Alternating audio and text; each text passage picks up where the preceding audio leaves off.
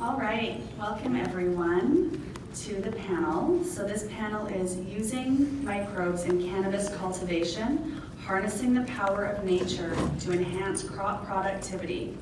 We have Colin Bell, who's the co-founder and chief growth officer at Growcentia, Shango Los, who is the host of Shaping Fire, and we have Nate Chevalier, founder of Moontime Medicinals. So before we get officially started here, I just want to let everyone know that we are going to be doing a Q&A at the end of the session. The Cannabis Business Summit has an app you can download. So it's just the Cannabis Business Summit Expo app from your app store. You just tap the schedule in the menu once it's downloaded. You find this session, you can just type in microbes and it'll come up right away. And then at the very bottom, you're going to scroll down to the session Q&A, and you can submit your questions there. So you can also, as you're thinking about things, as they're, as your brain juices are flowing, if something pops up right away, you can submit it at that time, and then when we start the Q&A, we'll try to get to as many questions as possible. All right. So, Nate Chevalier, founder of Moontime Medicinals. When Nate experienced the intensity of Kind Bud for the first time in Des Moines, Iowa, his world changed.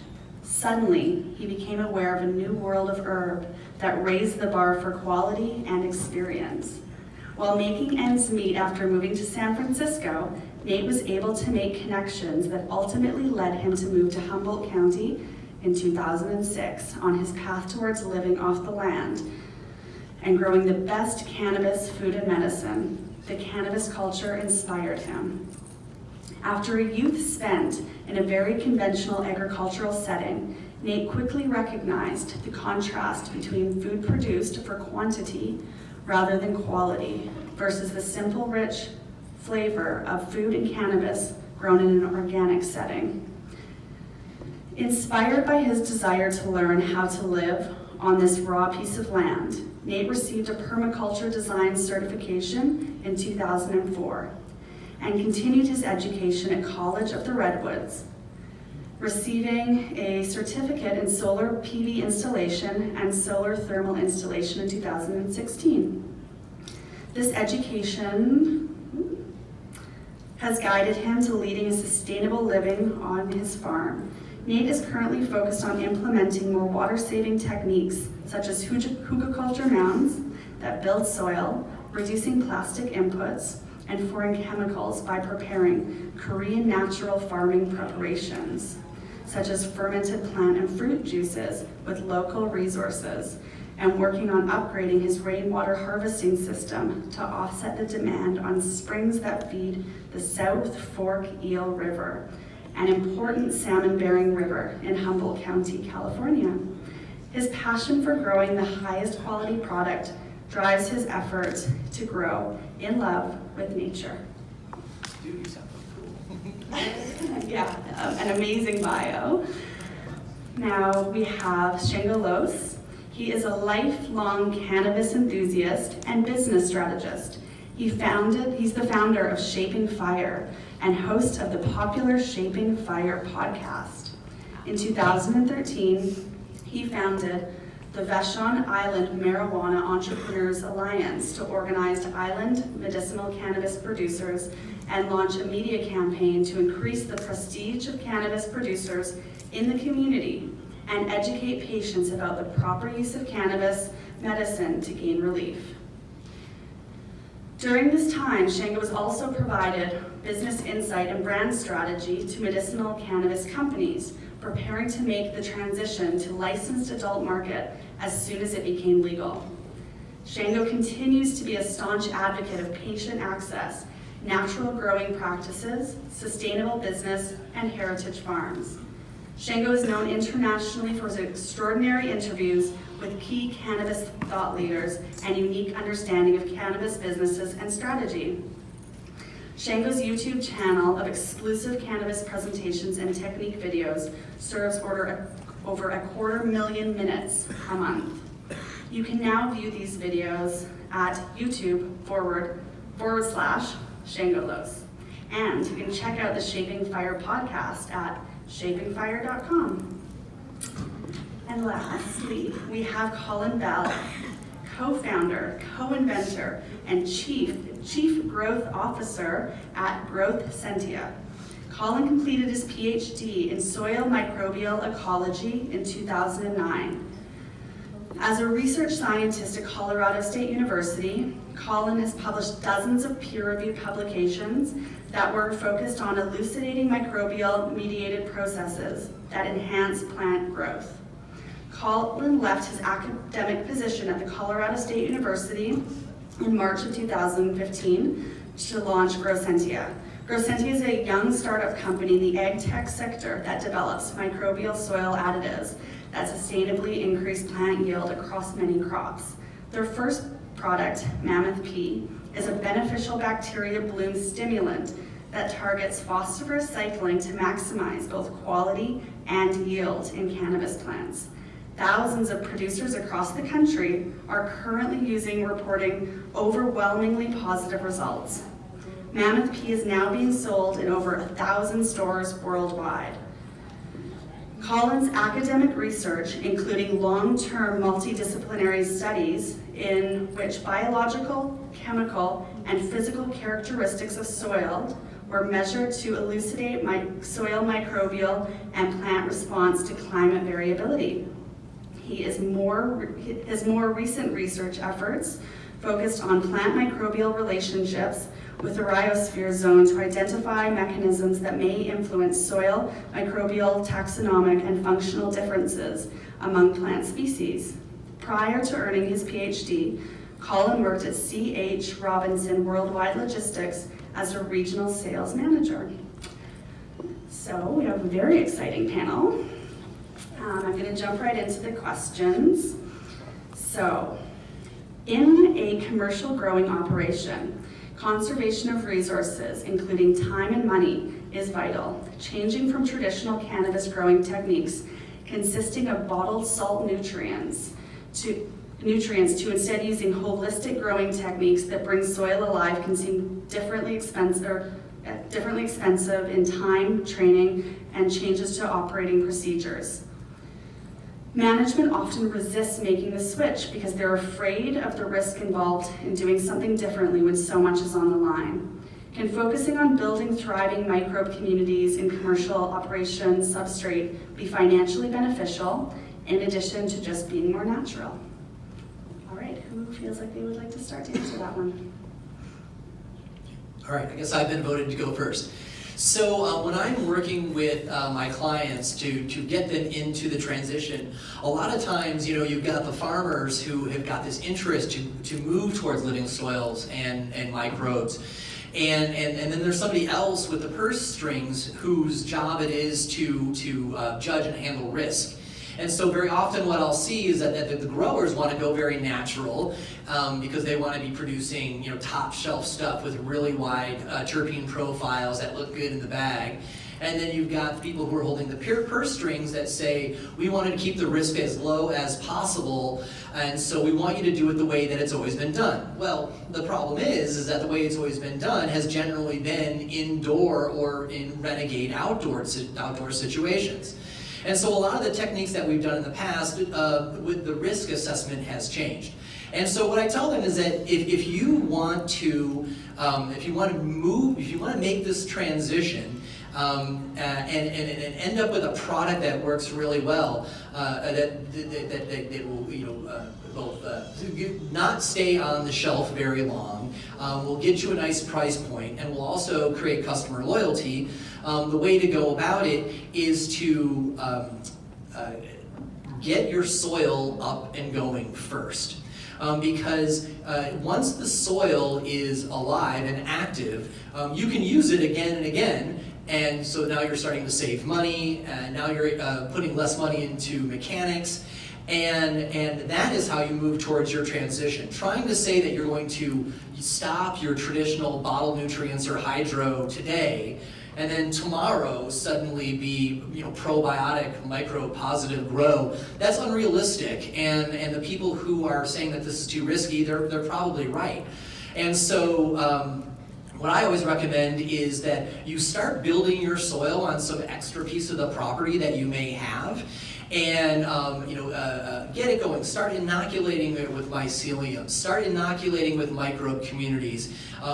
Start a separate pile for compost that you're going to need in over time. And so if you're a farm that's already going, say that you are already 215, and now you want to kind of up your game for an adult rec market, start small by getting your soil going first.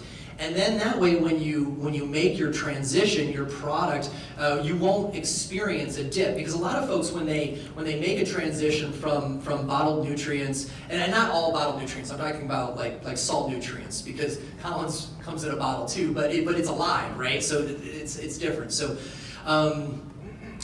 the transition, you won't get this dip as your soil gets beefy and full of life, right? What you've got is soil that's already full of life, and so when you go to grow into it, the product that you get off of it, hopefully on your first cycle, will be as good or better as the bottled stuff you're going at have done in the past. Plus the added advantage of all the marketing win, because now you're providing a living product and living soil, which, as we all know, connoisseurs are moving towards quickly now.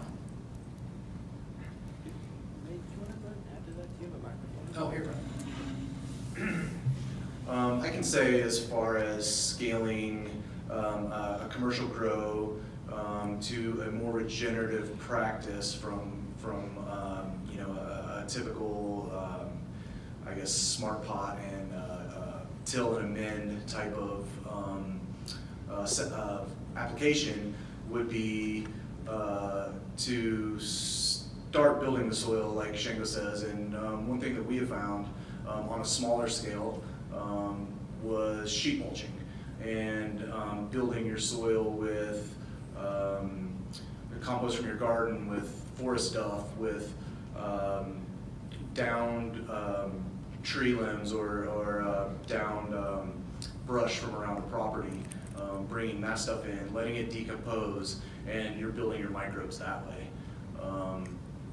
We also found that scaling up Korean natural farming is a challenge as well, and we have started to go with the things that are easiest and most, I guess, able to wrap your brain around, as far as when you're making your way through there. It builds confidence. It makes you want to start taking on new challenges as far as your farming goes.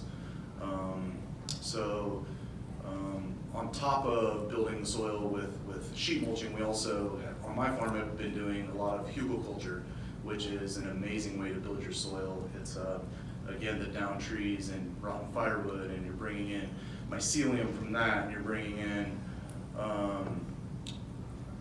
all kinds of stuff from the forest around you.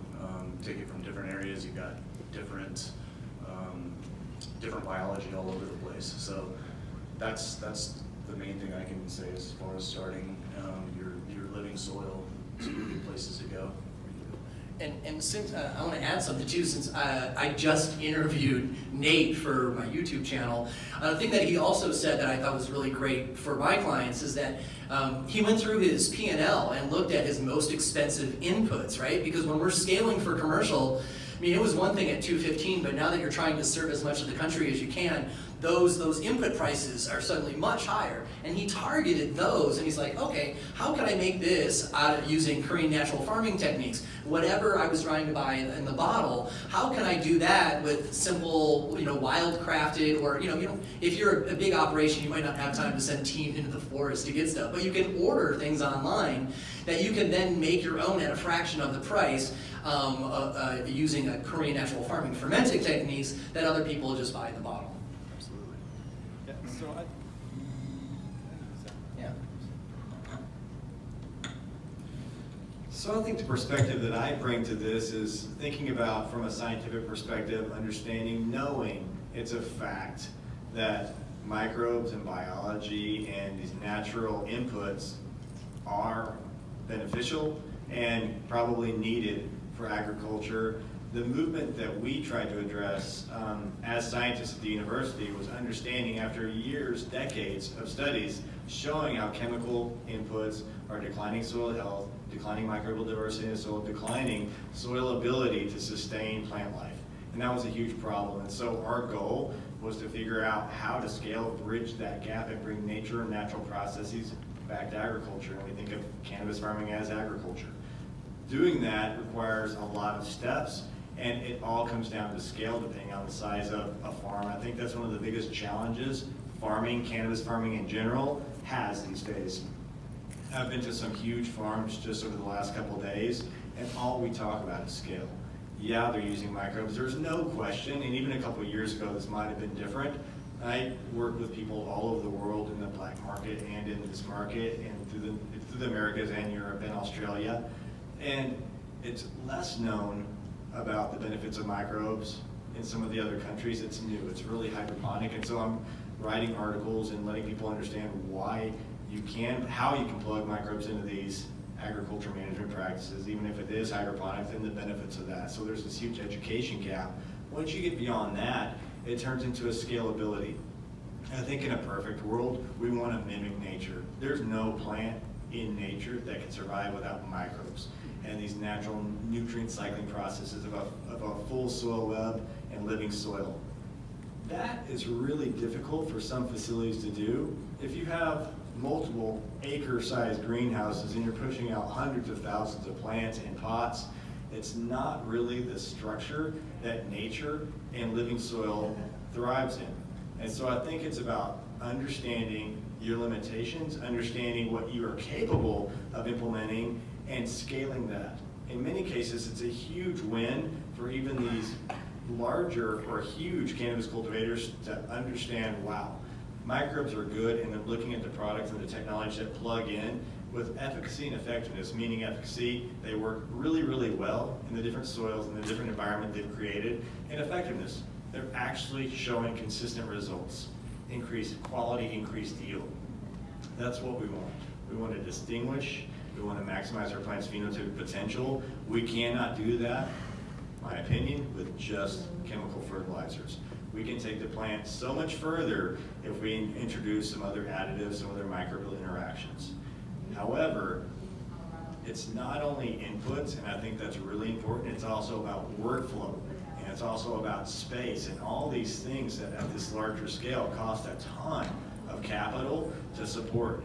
And so I think it really is a process of where we are now, looking at all the different verticals of benefits, and understanding over time how to plug them in at scale where we can be economic. And in a lot of the big businesses I deal with now, cannabis cultivation businesses, they're looking at the full spectrum, all the verticals of cost, the labor costs, the input costs, the output costs, and they're measuring all those costs along with the return. How much yield am I getting? How much quality am I getting? Is that quality and yield metric averaging out or worth all this other labor and all these other inputs?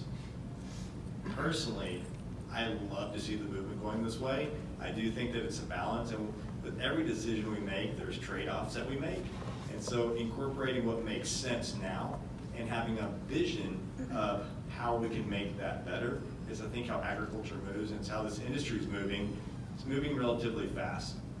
I'll close on this topic by saying, you know, the use of microbials and microbial biostimulants, the more formal term, is the quickest growing agriculture input segment across every crop globally. It's because it's necessary. Farmers across many, many different crops have understood that they've quite literally hit a wall. And in some ways, some people term it chemical fertilizers have failed us. Not saying that chemical fertilizers don't work, saying that they've hit their limits, and they're looking for catalysts in microbes and other natural solutions to allow plants to continue to grow, to maximize the yield, to maximize nutrient use efficiency. The nutrients we put into the soil, into the substrate, should be taken up by the plant. And in many cases, some nutrients have about a 30% efficiency, meaning we have a lot of unused fertilizer that builds up from year after year into the soil. And that's why we think biology is a solution to help balance that out a little bit. All right. All right, thank you. So much of the market for flower is based on bag appeal. And many consider frosty flowers and intense coloration to be the best result, or to be the result of intense synthetic nutrients. So what can commercial scale growers do to create frosty flowers with great bag appeal while also respecting the health of substrate microbe communities? Yeah, I'll take that one. That's right up your alley. Yeah, so something for bag appeal that we do on our farm is we add microbes in. We do compost tea. We do another microbe inoculation. It's called OG BioWar. It's filled with all kinds of good stuff. And we also employ water saving techniques. We feel that making the plant a little water deprived actually makes it produce more terpenes and more cannabinoids.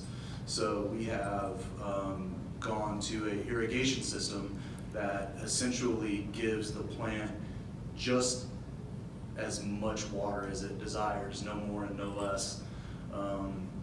And we're finding that the product that's coming out of it looks amazing. And some of the stuff that we're getting ready to take down after this light depth looks better than any of the stuff that we've ever grown. Not necessarily the biggest flowers, but definitely the sexiest and hopefully the best tasting. So those are some of the things I could point to. If you guys have any other thing to add to that. So since I know that Colin's probably going to talk about inputs too, I'm actually going to go a different route about this and say something that is generally unpopular with my clients when I tell them it. And it's two things. Number one, especially when you're talking to fanboys, people talk about the frosty nugs, right? And super frosty flowers are the sexiest things. And if they're all white, they're perfect. And this is like being addicted to steroids, where the bigger the muscles are better, and that's just untrue. I think that the market is going to eventually become more educated over the next decade and realize that just because a flower is frosty does not make it ultra premium in what you want. I will absolutely take something that is less frosty, that has less trichomes, but has the powerful terpenes that come from full spectrum sunshine and has been fed with an array of compost teas and microbes and other living environments, soils and other substrates that worms can actually live in. And that the challenge with this, of course, is that it takes more labor. I was talking with a guy a couple weeks ago at Indo Expo, nearby here in San Francisco, and he was talking to me, he's asking me for hints for his 40-acre hydro greenhouse in Sacramento Valley. And I'm thinking to myself, like, I'm not the guy you want to be talking to, because all I'm going to be telling you is tears, right? I'm not the guy who's going to be saying the things that you want to hear. What I'm generally telling people, other than 40 acres, bring back the 1 acre cap. Other than that, what I continue to tell people is spend less money on your mechanical overhead and spend more money on actual human staff who know how to grow and have them be near the plants. There's nothing that is going to impact the plants after you give it good inputs than the hand of the grower and being attentive to it all the time. And even though, a lot of the people when they're looking at their P&L, they're all like, we need to put in watering systems, there's still nothing like hand watering. Not only for the plant to get the right amount of water, but more importantly to put the grower in the proximity of the plant more often to take care of it regularly. There's an ancient Chinese proverb that I'm probably going to poorly paraphrase. That is, the best fertilizer for a plant is the grower's shadow, right? Or the grower's footsteps. But you get the idea. And that is one thing about scaling, and this convention is clearly all about scaling, that I often recommend to scale less, spend more money on your natural and human inputs, and I count humans as an input, and that is how you can start to make this transition to a higher quality product that will fly off the shelves because it's so great and bring people back for more. Because the question is not, would you buy this product once? The question is, would you buy it again? And there's not a lot of stuff that I would buy a second time that's not grown properly under the sun, in living soil, in smaller batches with dedicated humans.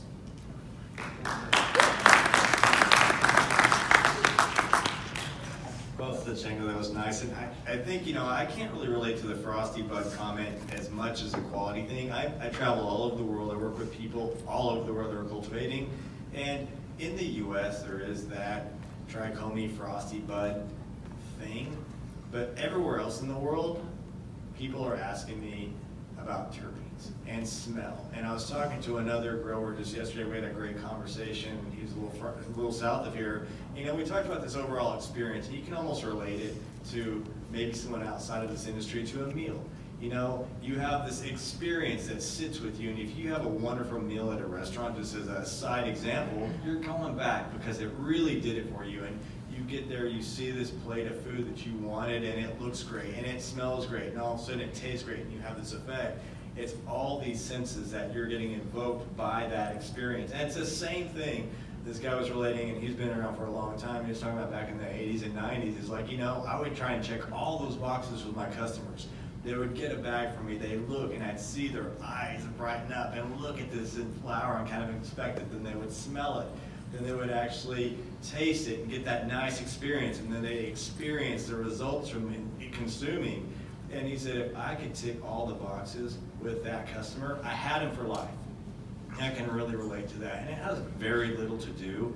Honestly, even with THC, there's so much THC that you can almost get now. It's about this full flavor, this full experience, and I'll say these verticals are not any one thing. There's a whole management that you can maximize what I like to call the plant's phenotypic potential. When I go into a dispensary or talk to my friends, I don't look for the strongest flower. I look for the flower that's nice and smooth, and it tastes like it smells, and I can have a nice experience. So I know what I'm looking for. It's really that quality. The THCs are irrelevant to me. I think there's so many different levels. It's just what it is. And what does that mean? What are those verticals? Plants determined by genetics. Let's face it, there's a genetics vertical that's critical to get that plant genotype and phenotype the way you want it. And different phenotypes have different characteristics, and that's why we breed phenotypes, because we want different characteristics in those plants. So we breed that. There's this whole climate variability where we have to control the climate and the growing environment because that strongly dictates the health and the outcome of that plant. There's inputs, which I'm an input guy more than anything else. That's why I understand that includes nutrients and microbes and nourishing the plant to the best of its ability. If a plant can take up all the nutrients it needs naturally, and that's through facilitation with biology and the availability of nutrients or living soil, it's going to be able to maximize its health, development, quality, and yield. It can do these things. And then there's this last vertical that very few people talk about, and I was fascinated. I went to a facility yesterday morning, and this is a big time deal. They built $1 million curing room. So they felt like that's where half of the quality is getting lost on the back end after the harvest. I'm like, yeah, you're probably right. I mean, I see other people that are just putting things in bags, and I see it degrade almost immediately. I don't see it degrade, it's not almost immediate, but that's the example. It's just really an important part of quality. And it maintains not only the THC and the CBD profiles, but the flavor and those terpene profiles. And I'll tell you what, I can't say enough about these terpenes. I'm just obsessed with it. And everything that we test with our product, Mammoth P is a microbial product, we're focused on quality. We know we can increase yield, and a lot of great products do that, but if we can't bring quality with it or exceed quality, I think we're really missing the main point, and that's what we really focus on. So it's about maximizing the plant's phenotypic potential for that flavor and that full experience from the moment you see it to experiencing it through smell, taste, and the ultimate feeling.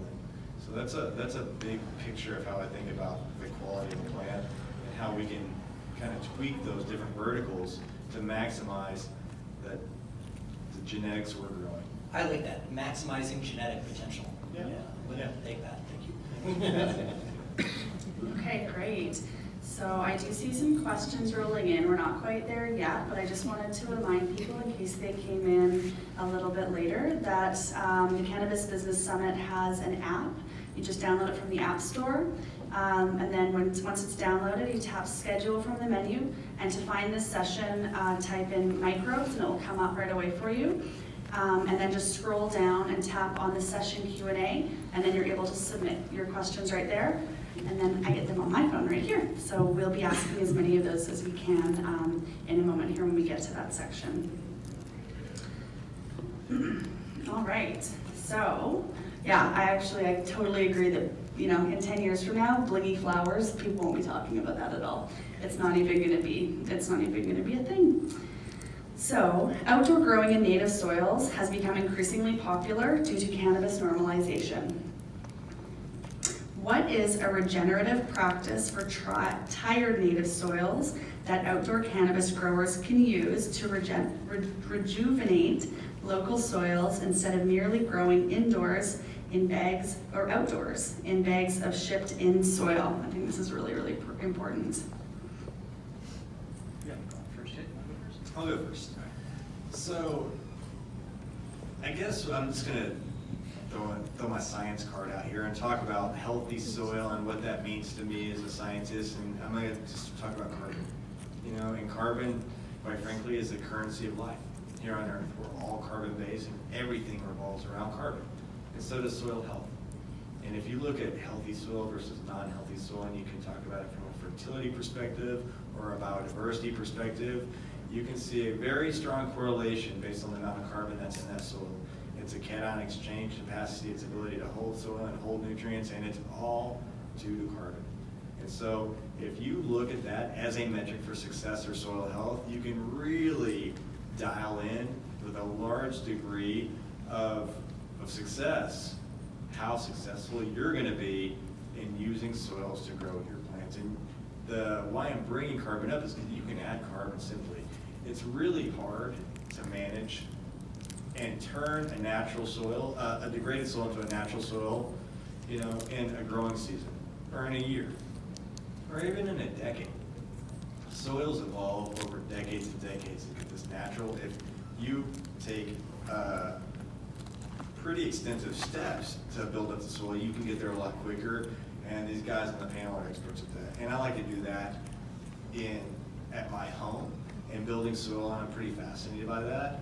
But if you're really trying to take steps where you can manage and work with the soil and take the right steps to build that, make it healthier, you know, there's simple things like even, I call it carbon black, but it's just the burnt carbon that everyone's using right now just to create cation exchange capacity. You can add microbes. You can add all sorts of carbon to mix in to help sustain soil health and start building that up. I'm gonna let you guys take the conversation. Go ahead. Yeah. I think it's already live. So to the carbon thing, we have, with the hugelkultur mounds, we have tried to sequester as much of the carbon on our property that is just laying around as possible. And to the burnt jar, the biojar is what we're also using as well to increase our CEC. We feel that while this year is very challenging and we have a lot of wood underneath our hugel mounds, that next year as the rains hit in the fall and moving forward, that wood is going to break down, and it's going to break down into beautiful, rich, black soil. And we're really excited about what the future holds as far as that goes. We also are creating our own biochar. We're burning some wood and putting it out and doing with hardwoods and then adding it into our soil as well. So as far as those two things go, I can definitely attest to that they're amazing as far as building your living soil goes. And then the compost tea, just to get it working and moving is the best thing I can suggest. All right, so I'm going to take one position, and then I'm going to tell you why it's wrong.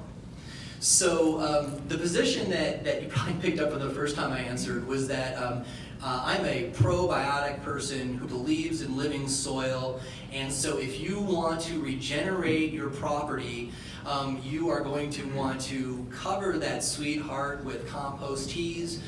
Grab yourself some cheap hemp seeds for fiber hemp and plant them everywhere.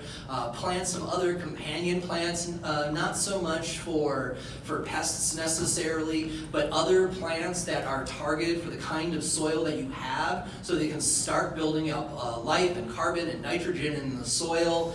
And take this neglected ground, make it alive again, and then plant it your next season with your commercial crop.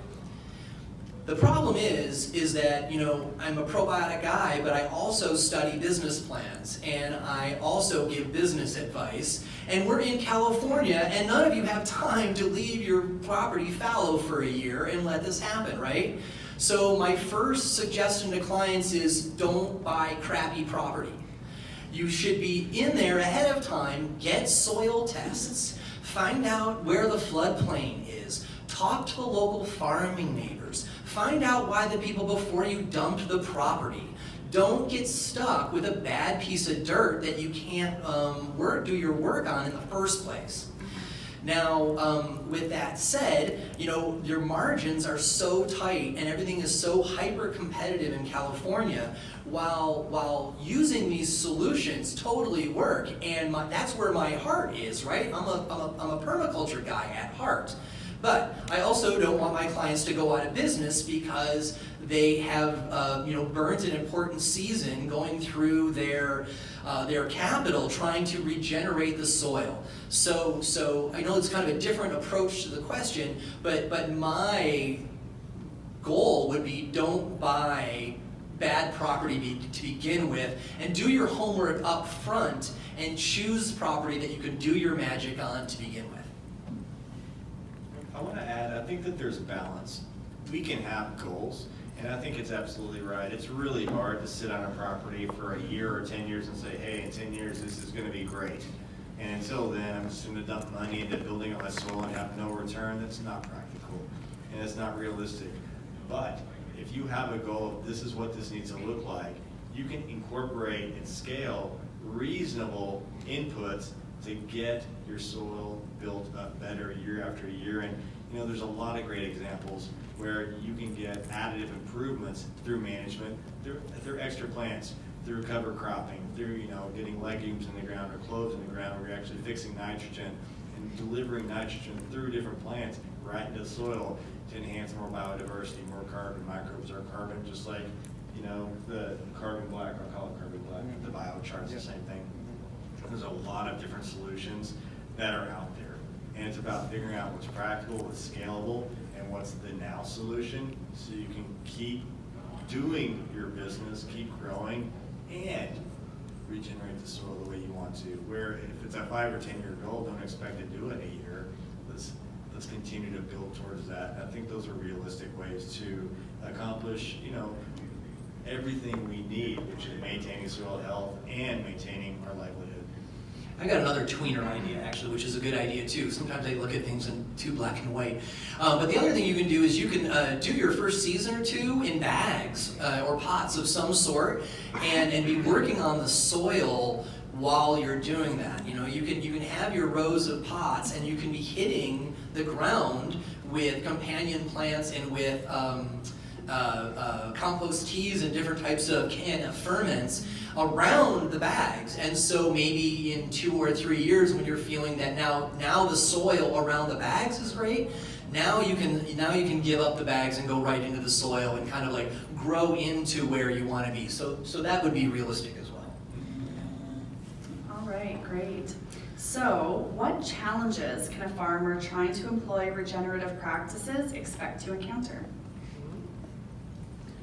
It's a long list,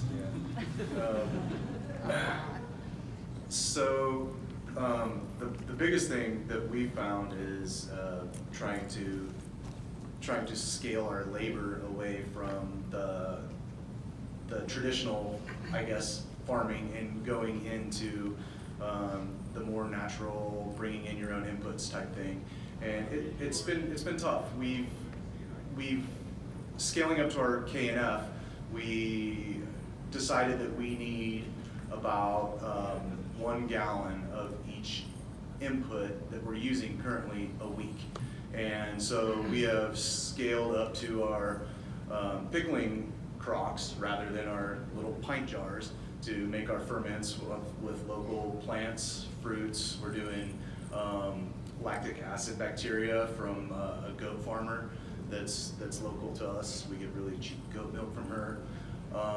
And getting these things to be ready when we're ready for them has been a little bit difficult. But so what we're doing is each week we're trying to make a new input, and sourcing the plants has been really easy. The thing that we found challenging on our property was sourcing fruits for the fermented fruit juice. So we've had to, berries and stuff around the property is really good, but we've also had to go to just other parts of the flowering plant and actually just take in the flower of it.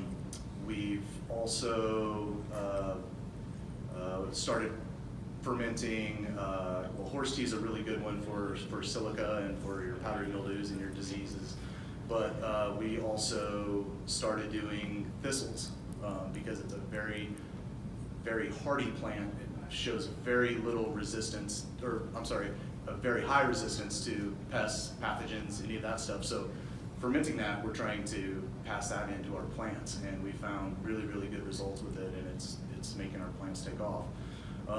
As far as the hugelkultur and the sheet mulching goes, we have plenty of biomass around our property. The biggest problem is getting it to where we need it. We live on a really steep incline, and getting it from one place to the other has been challenging. So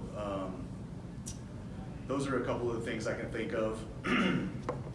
Also, I think Shango had mentioned earlier, checking out the P&L, we had noticed that on our P&L, one of the biggest things that we had going was earthworm castings. We were spending a ton of money every year on earthworm castings. So we decided to scale up our earthworms, and we're trying to produce as much earthworm castings as we use on a yearly basis, which is about 6 to 7 yards is what we found out.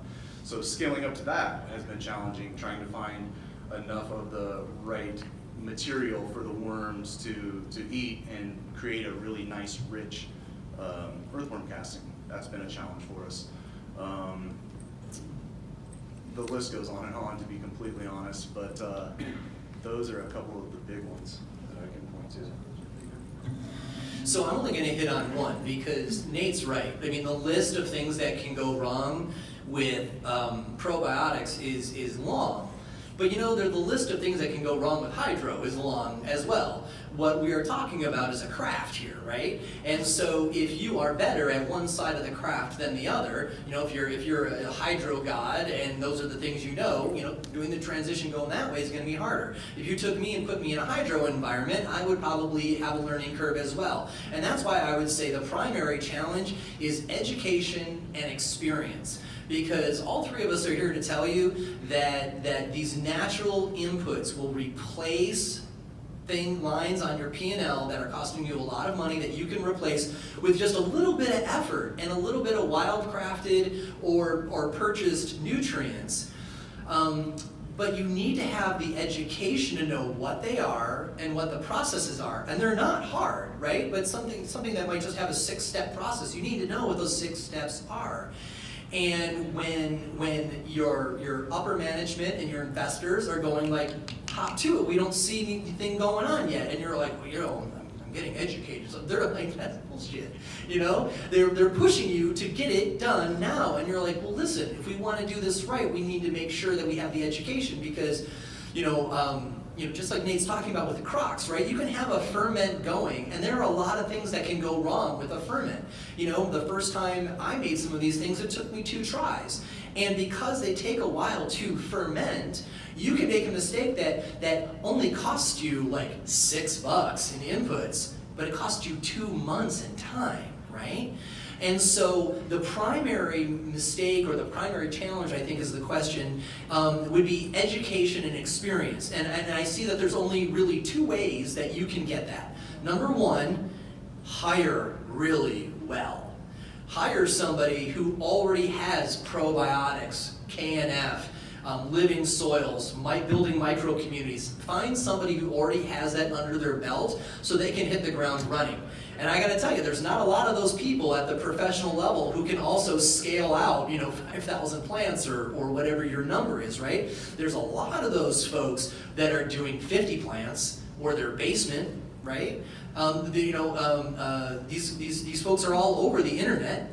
However, finding those same people that can scale up to the commercial size that you're needing to be able to make margins in California, those people are very rare. So be prepared to pay them what they're worth, because when the cat gets out of the bag about how important this is, somebody else is going to want to steal them away from you. Or the second solution is build that education into it.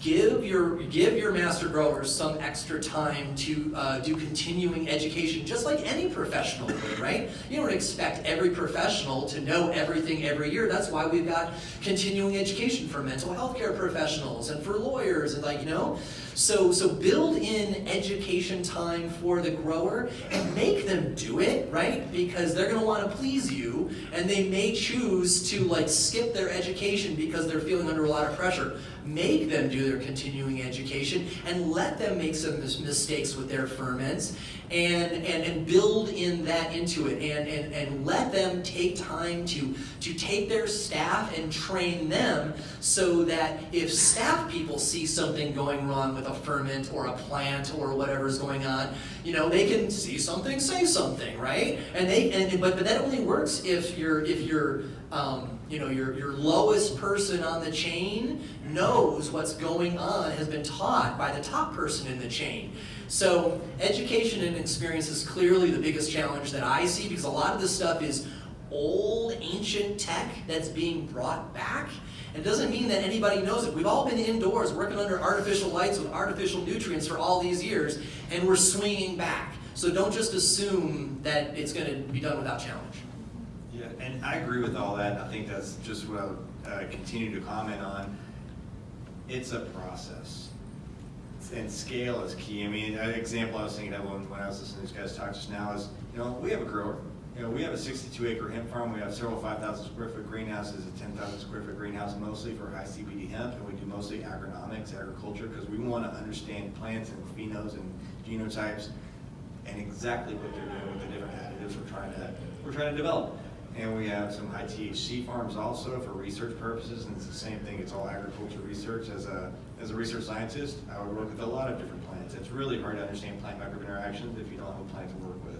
That's been a challenge. That's why we got these licenses and reinvested. And one of my growers, head grower, he's awesome. He has a master's degree in hydroponics, and he's really smart. And he loves hydroponics.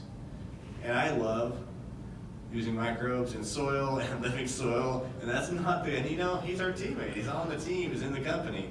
And he'll tell me straight up, I'm never gonna do that for you, Colin. I'm not your guy for that. I don't understand it, I don't like it, I don't understand the scale. And the truth is, there's this time-like period where, the way he's doing things is really efficient, and he can bust out a lot of productivity the way he's doing it. But that's not the living soil way. It's not even a soil way, and there's so many challenges, and it's such a learning curve. There's not enough people that know how it works and understand the biology and all the interesting things like even hydrology.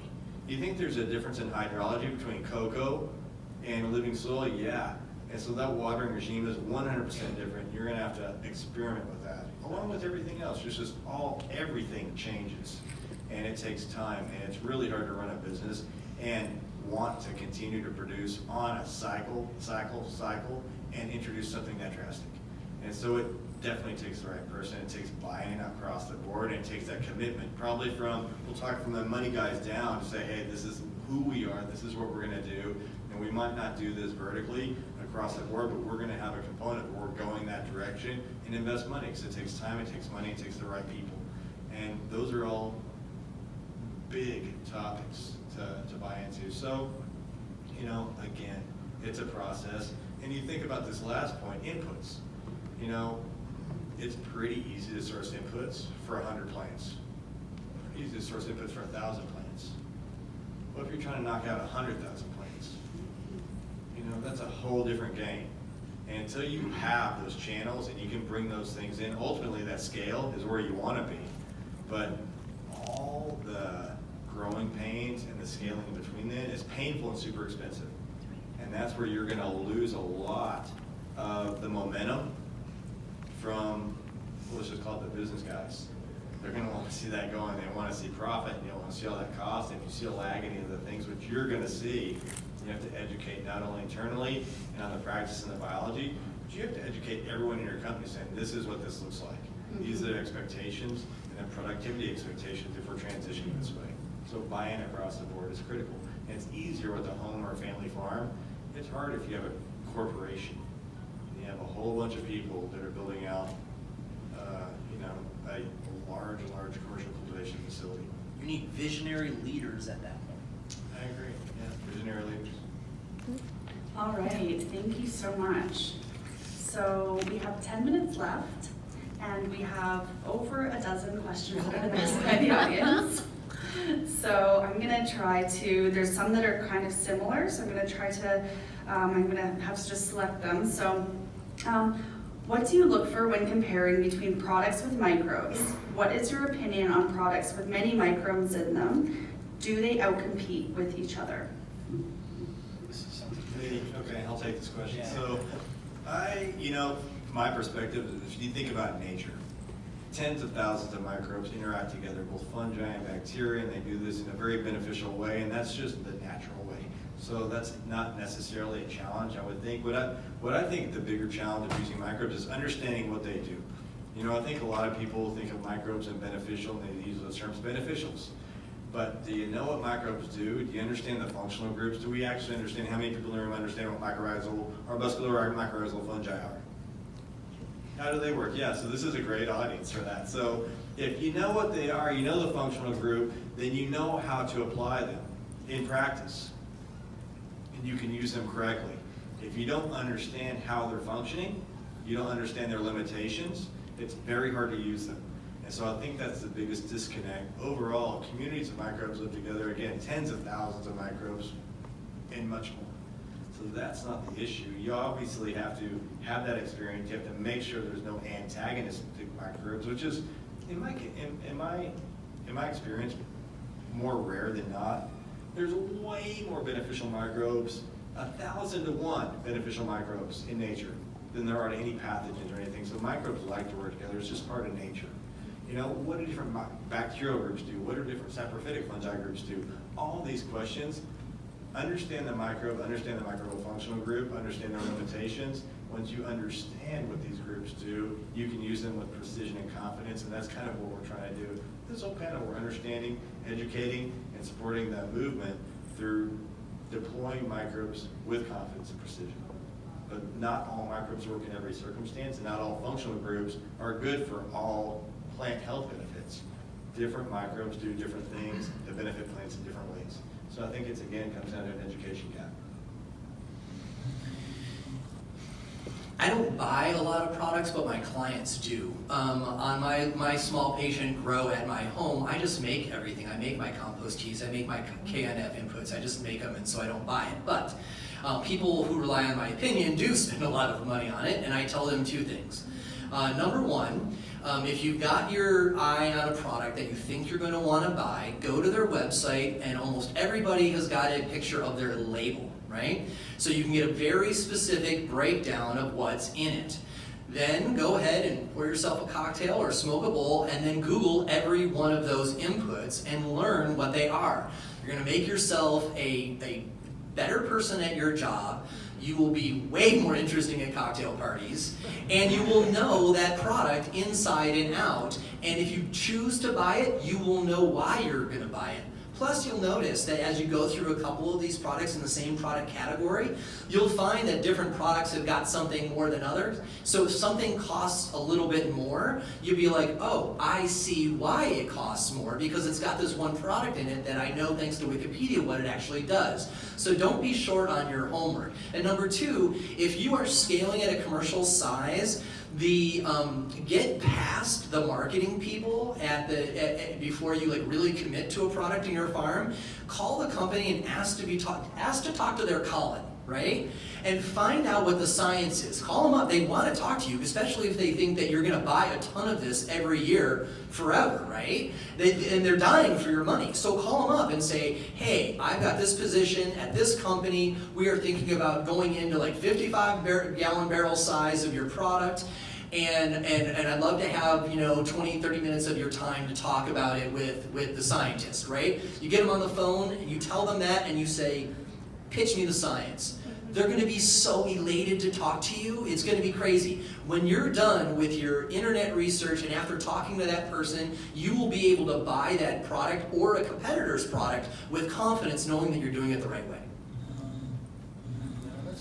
Yeah, the thing I could say mainly is that more the better for microbes.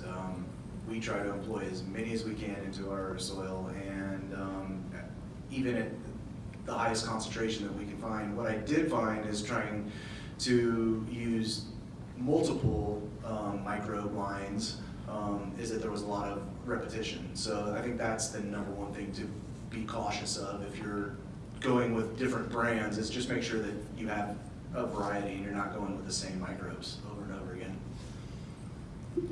This is good. You guys are answering some of the questions on here without me having to ask them, so that's really helpful. Just like we planned. Exactly. So, does implementing a thriving soil environment pose a threat to biosecurity of an indoor grow? Could you say that again? Oh, okay. Does implementing a thriving soil environment pose a threat to biosecurity of an indoor grow? So if you're trying to have healthy living soils indoors, is there going to be a threat to biosecurity? So I only would have one example for that, and that is if you are making your compost teas inside and they have got some sort of manure component. Because when you're making compost teas or you're fermenting, you're essentially incubating, right? So you're taking your source material and you're giving it an environment so the life gets, like 2 times, 3 times, 100 times X, right? And if you've got E. coli in there, suddenly your compost tea is going to be very, very dangerous. And so I'm not a big fan of putting manures in my compost teas. I love worm castings, but I will add that stuff separately, something that has not been incubated. But as far as I hear the question, that would be the only thing that would jump for me. The only thing I could think of too is indoors and making compost teas would just be the chlorine factor in your water. That's the number one thing I can think of, is just making sure that that's out of there. That's going to hurt your biology more than anything as far as I know indoors, but I do like what you say about the E. coli. That's a great point. And we did stop using manures in our compost tea. We were for a while, or I was for a while, 10 years or so ago, but learned of those risks, and they're pretty real. Yeah. And just to add to that, I think that's true, but I'll reiterate what I said. Most microbes are good, but there are some pathogens out there, mostly associated with fecal material, the coliforms, the E. coli, salmonella, and we want to be careful of those. And when we're working with microbes, especially in a compost tea, and I love compost teas, the only criticism I would have, and this is an academic criticism, it's a little bit of an unknown. We don't know what's growing in those every time. Almost always get good results, but if you test them, it's going to be different almost every single time, because there's variability with seasonality, with the open environment. I'm a microbiologist. I've been growing microbes for a long, long time, and I couldn't reliably make the same compost tea every time, just if I didn't have a closed, dedicated, sterile system to do that, and we just don't do that. I've seen them open, so that's just a little uncertainty. I think knowing or having consistency and consistent inputs and defined inputs really mitigates that risk. There's the biosafety or the bio whatever, That's not a challenge. Another person asked me once, a couple people did, bacteria actually infect the roots and go up into the flower, because in some states there are actually bacterial CFU counts that you have to test for in the flower, and that's a real challenge in some of these states. So you have to be aware. I wouldn't use concentrated microbial products as foliar applications, especially during bloom, maybe in veg, no longer than that, because you're engineering higher bacteria on the leaf tissue, and that's gonna measure, and that's gonna read, and so that's putting your facility and your flower at risk. However, if you can deliver microbes in the soil, where I think 99.999% of the microbes do well, they interact with roots, that's where they've evolved, that's where they've lived, they've evolved in plants. And so if you can get them in the soil, you're gonna have a thriving, healthy environment that the plant will respond to very positively. Microbes colonized the world, bacteria in particular, hundreds of millions of years ago. And they created an environment for plants to evolve. Plants have always lived in a microbial world. And what I think is interesting is to provide that in agriculture. Let's have a healthy, living microbial community or living soil that the plants can engage with, because it does show good results for, plant health and yield. Awesome. Well, thank you so much. Thank you, Nate and